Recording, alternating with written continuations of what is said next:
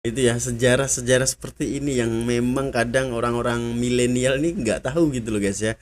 Jadi alangkah lebih baiknya kita nonton video-video seperti ini guys. Ini adalah sejarah penting di mana berdirinya negara Malaysia gitu guys ya. Lubuk emas bagi warga-warga asing gitu lah ya, untuk datang dan bekerja di sana gitu guys. Wow, dari dulu ternyata memang namanya itu negeri emas coy. Wah, mantap mantap mantap. Hai, hello guys, assalamualaikum, salam sejahtera semuanya guys. Apa kabar ya? Semoga selalu dalam keadaan baik dan semoga selalu dilimpahkan rezekinya.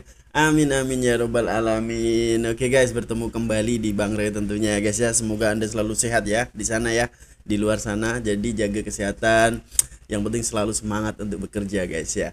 Oke, kali ini kita akan tunaikan lagi ya requestan daripada teman-teman semuanya. Ini ada salah satu request yang cukup menarik untuk kita bahas guys ya. Sebab ini tajuknya cukup bagus nih. Ini dari kawan kita yaitu Faktau Channel guys ya. Nah, ini dia.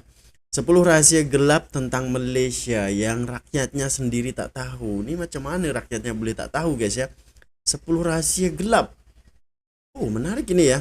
Jadi aku pun penasaran banget guys, apa isi dalam video ini ya. Adakah 10 rahasia gelap itu mengenai tentang kemerdekaan ataupun tentang politik ataupun tentang apa guys ya. Jadi sama-sama kita akan saksikan videonya seperti apa. Bagi orang yang pengen nonton videonya langsung guys, link ada di description box. Oke, tak perlu banyak masa lagi, jom kita play. Bismillah and play. Tahu channel. Merdeka! Merdeka. Merdeka!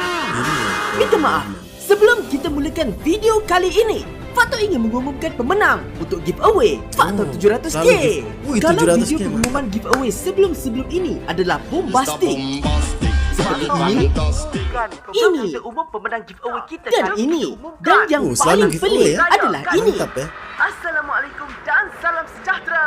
Yeay, alhamdulillah. Namun sepada bulan kemerdekaan, Faktor rasa lebih baik Faktor buat fakta tentang Malaysia yang tak ramai tahu.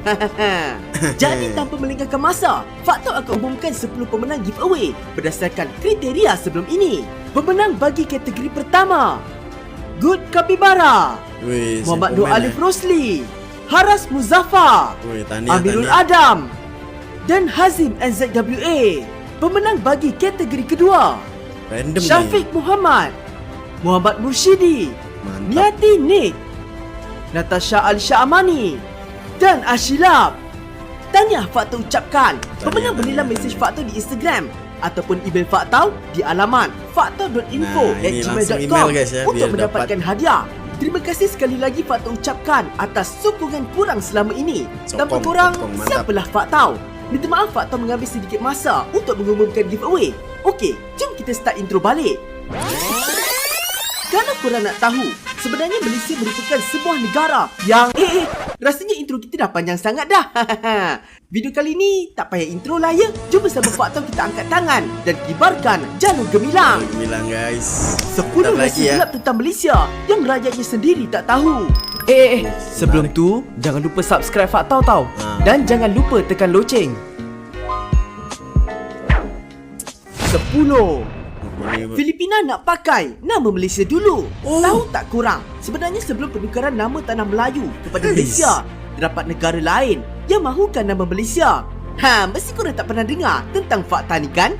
Terdapat pidato oleh Wenceslao Vincent, seorang pemimpin Filipina yang bertajuk Malaya atau Malaysia Irredenta, yang secara ringkasnya mahu menggabungkan gugusan Kepulauan Melayu seperti Tanah Melayu, Filipina dan Indonesia. Malah ketika nama Malaysia dicadangkan sebelum penubuhannya, Filipina pernah memujuk agar nama Malaysia ditukarkan kepada mereka.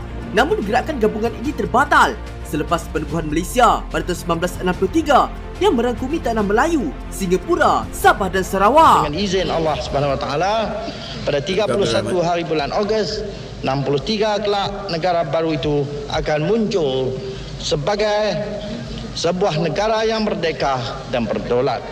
Hidup Malaysia. hidup Malaysia. 9 Menarik juga ya guys. Ini adalah salah satu pengetahuan yang baru ya bagi kita orang awam, apalagi aku guys ya. Kalau kalian mungkin ada yang sudah tahu ya. Tapi ini tajuknya cukup menarik. Bahkan rakyatnya sendiri tidak tahu gitu loh guys ya. Jadi ternyata Filipin jo. Tak sangka, padahal kalau Filipin kan bahasanya sudah beda jauh dengan kita gitu loh ya.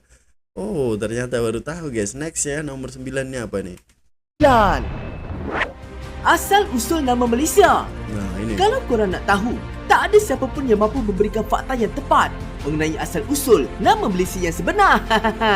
Namun antara teori yang terkenal ialah teori pertama, nama Malaysia telah wujud sebelum penubuhan Malaysia lagi berdasarkan peta dari tahun 1835 dalam peta yang dilukis oleh Thomas G. Bradford, seorang ahli geografi US dan pelbagai lagi buku.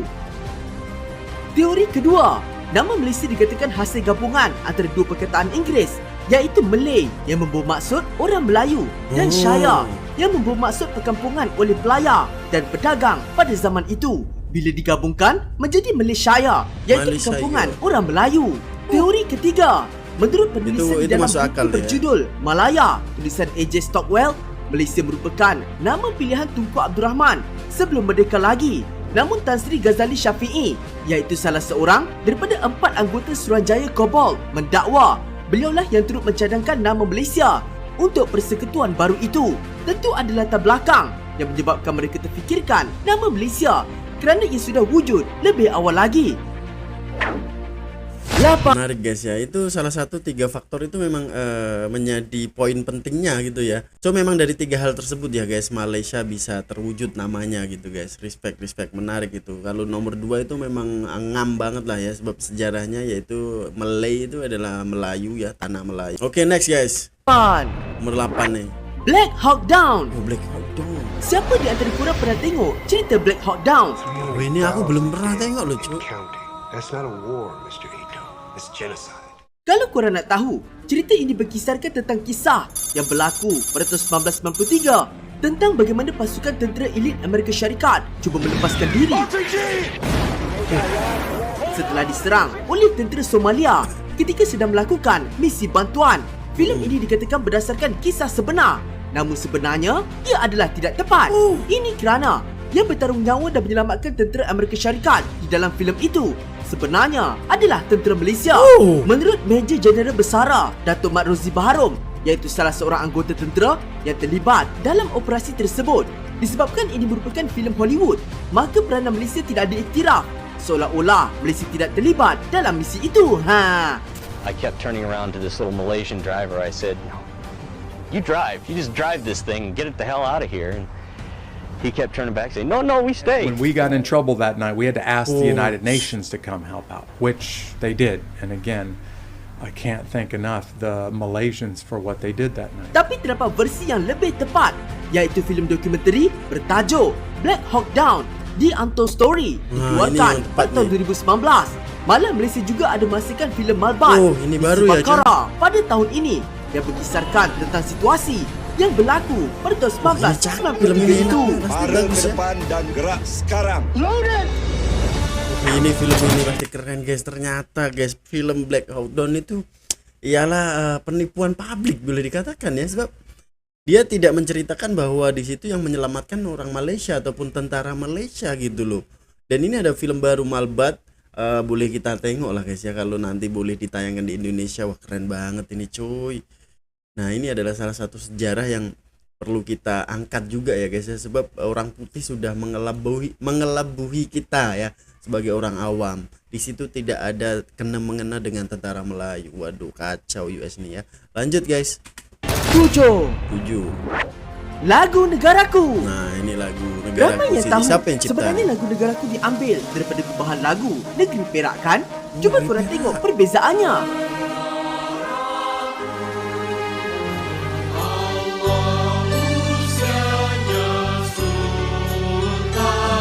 Sama kan? Tapi tahu tak korang, sebenarnya lagu Negeri Perak diambil diinspirasi daripada lagu La Rosalie oleh komposer dari Perancis bernama Pierre-Jean de Béranger yang didengari oleh Sultan Abdullah ketika beliau berada di Kepulauan Seychelles pada tahun 1877. Beliau kemudian mengubah lagu itu menjadi lagu rasmi Negeri Perak yang bertajuk Allah Lanjutkan Usia Sultan. Namun pada tahun 1956, Tunku Abdul Rahman telah mengadakan pertandingan mencipta lagu kebangsaan sebelum merdeka. Kerana pada zaman itu, tanah Melayu tidak mempunyai lagunya tersendiri. Walaupun terdapat 514 buah lagu diterima dari seluruh dunia, namun tak ada satu pun yang diterima. Akhirnya, pihak jawatan kuasa membuat keputusan untuk mendengar semula lagu kebesaran negeri sedia ada dan mereka tertarik dengan lagu negeri Perak. Rentak lagu itu kemudian telah diubah semula oleh Saiful Bahri, kemudian Saiful diperdengarkan Bahri, guys. buat pertama kalinya sebagai lagu kebangsaan pada 31 Ogos 1957 di Stadium Merdeka. 6. Ternyata dari Perak guys ya yang diambil, padahal banyak sekali 500 lagu lebih ya guys ya untuk berikan kepada Tunku Abdul Rahman ya, tapi ternyata tidak memilihnya guys. Dia pengen memilih lagu dari negeri sendiri guys. Ternyata daripada Perak cuy, ternyata ya cuma digubah liriknya aja tapi nadanya tetap sama. Respect. Merdeka pokoknya guys. Lanjut nomor 6. Duit shilling haiwan. Haiwan. Korang pernah tak tengok rekaan duit yang ditolak atau di reject? Pada tahun 1966, Bank Negara Malaysia telah mengadakan pertandingan. Mereka bentuk duit shilling Malaysia yang pertama bagi menggantikan mata wang Malaya British Borneo, keluaran negara British. Pertandingan itu telah disertai dan mendapat sambutan yang hangat oleh rakyat Malaysia. Sebanyak 3 pemenang telah dipilih dan rekaan-rekaan mereka yang berunsurkan pelbagai haiwan itu kemudian dipamerkan di Muzium Negara. Tetapi di dalam salah satu artikel yang ditulis oleh Datuk Muhammad Kasim Haji Ali di majalah Coin Digest 1989, beliau mengatakan Tunku Abdul Rahman yang juga merupakan Perdana Menteri Malaysia pertama tidak bersetuju setelah melihat rekaan duit shilling itu. Nak tahu apa alasan beliau? Tidak, ini tidak boleh. Orang akan ingat kita makan semua binatang ini kerana kita adalah negara demokrasi berparlimen. Kenapa kita tidak ambil sahaja gambar bangunan parlimen untuk digunakan sebagai reka bentuk sebuah shilling baru? Disebabkan hal itu, rekaan shilling bertemakan haiwan tidak digunakan dan ditukar kepada rekaan bangunan parlimen. Nah ini bangunan parlimen guys. Menarik guys ya. Ternyata ya untuk sebuah lagu tadi juga ini ya dipertandingkan untuk berapa orang yang ataupun membuat lagu tersebut dikumpulkan gitu. Dan ini nak buat duit shilling juga kayak gitu guys ya. Banyak sekali rekaan-rekaan bentuk duit shilling tapi bertemakan haiwan, dan itu ditolak mentah-mentah oleh Tunku Abdul Rahman guys, dan memilih bangunan parlimen bahkan sampai sekarang kalau tak silap aku. Betul tak duit shilling tuh guys? Mantap, betul juga ya. Dikatakan nanti takutnya semua hewan yang di duit shilling itu kita makan gitu. Sebenarnya kita negara demokrasi gitu. Mantap. Nomor 5 guys. 5.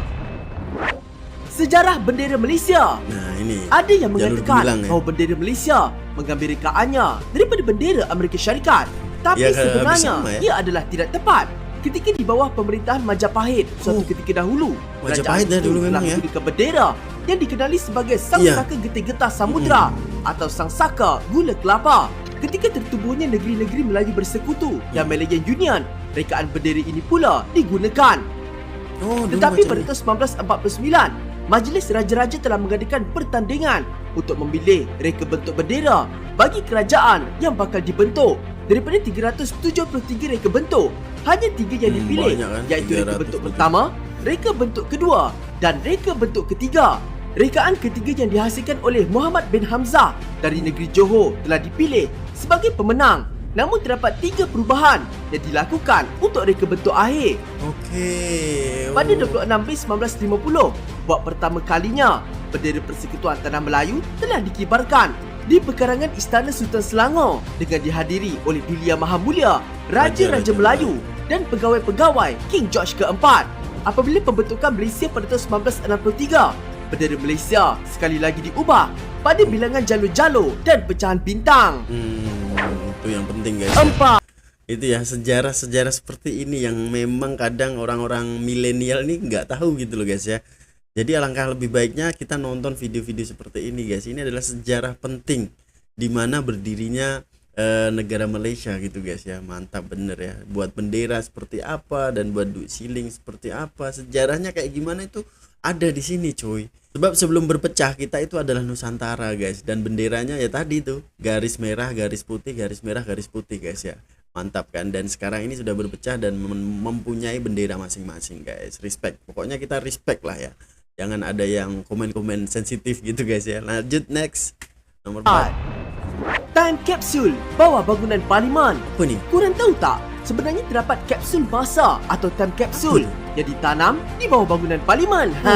Semasa pembinaan bangunan Parlimen pada tahun 1962, lokasi yang dahulunya dikenali sebagai Bukit Foley Barat atau West Foley Hill telah dipilih untuk pembinaan tersebut. Ketika upacara pecah tanah dilakukan pada 31 Ogos, kapsul masa telah ditanam serentak dengan peletakan batu asas bangunan tersebut. Apa yang terkandung dalam tu? Mesti korang tertanya-tanya kan? Kandungannya ialah salinan handset mesyuarat Parlimen pertama negara Malaysia, surat khabar yang melaporkan peristiwa penting, sampel wang kertas dan shilling Malaysia, kepingan timah, kepingan getah dan benih padi. Siapa tahu bila diorang akan buka semula kapsul tu? Cuba komen di bawah. Komen di bawah guys ya. Menarik juga ya. Wow, ini baru tahu guys ya, ada kapsul di bawah bangunan Parlimen coy. Dan itu berbagai jenis bahan di situ ya. Wah, kapan akan dibuka guys ya? Menarik ya, menarik. Nomor 3 ini apa ini? 3. Waktu di Malaysia diubah 8 kali. Sebenarnya zon waktu di Malaysia telah beberapa kali diubah untuk disesuaikan mengikut kepentingan negara di peringkat antarabangsa. Pada tahun 1932, Malaysia yang pada masa itu dikenali sebagai Persekutuan Tanah Melayu telah diawalkan zon waktunya sebanyak 20 minit, iaitu dari pukul 11.40 malam kepada 12 malam.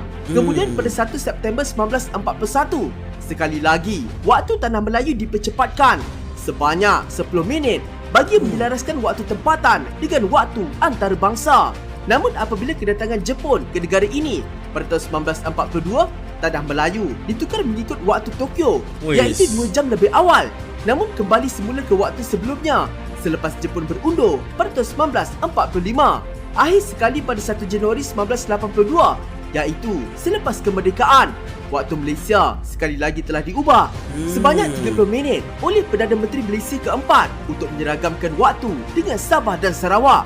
Waktu Malaysia ketika itu telah diubah dari pukul 11.30 malam ke 12.30 malam dan dilakukan di jam menara bangunan Sultan Abdul Samad yang disaksikan oleh jutaan rakyat Malaysia pada masa itu. Oh iya guys ya, banyak sekali diubah ternyata sebab memang setiap pemerintahan akan mengubah jamnya ya. Waktu Jepang datang juga diubah gitu. Ingin sesuai dengan orang Jepang juga. Wah.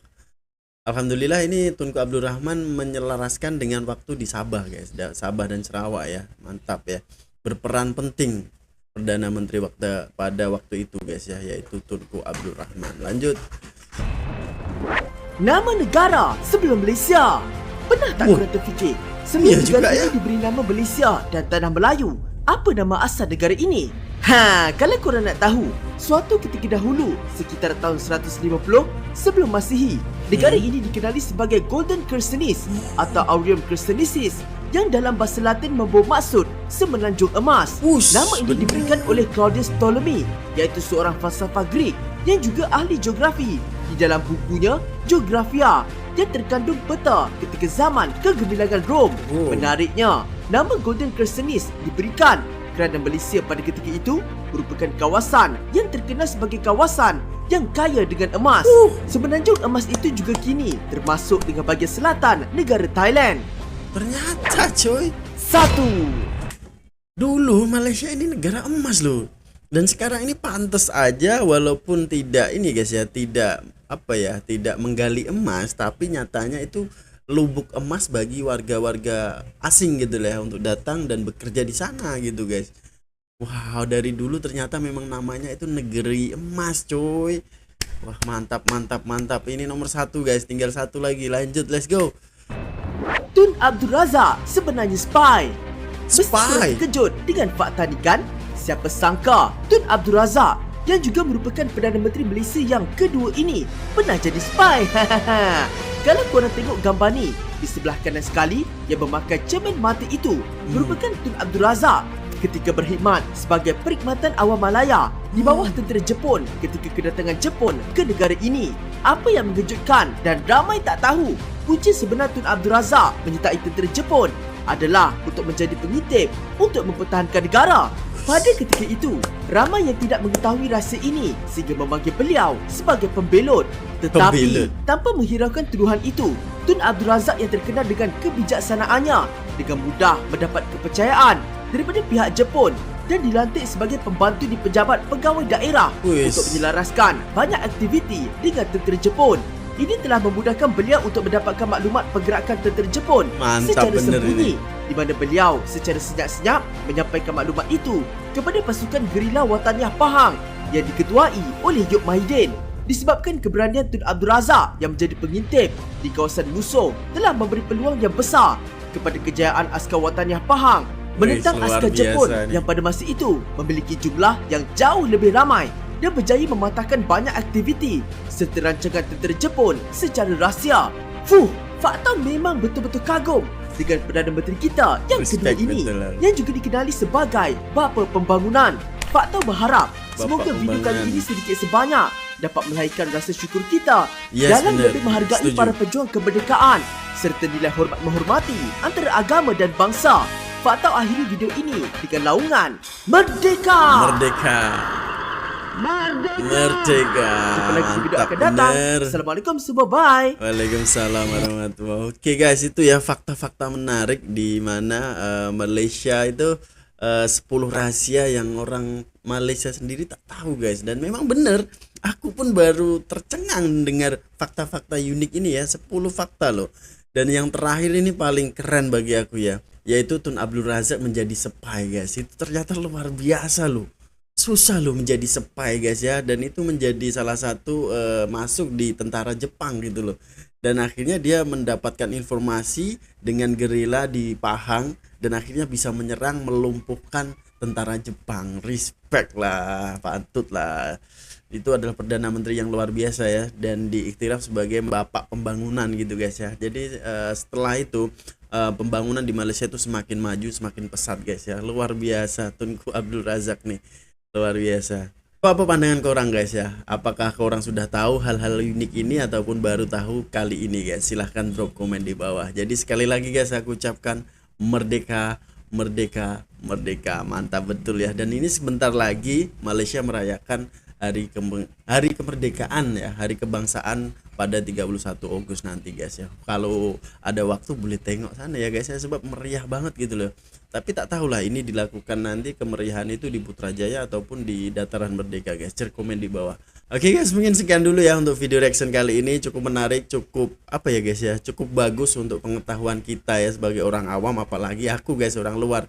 Jadi at least kita belajar di sini gitu loh guys ya. Apapun thank you yang sudah memberikan link, dan thank you juga untuk teman-teman yang sudah klik video ini dan menonton sampai habis guys. See you the next video. Assalamualaikum warahmatullahi wabarakatuh. Bye bye.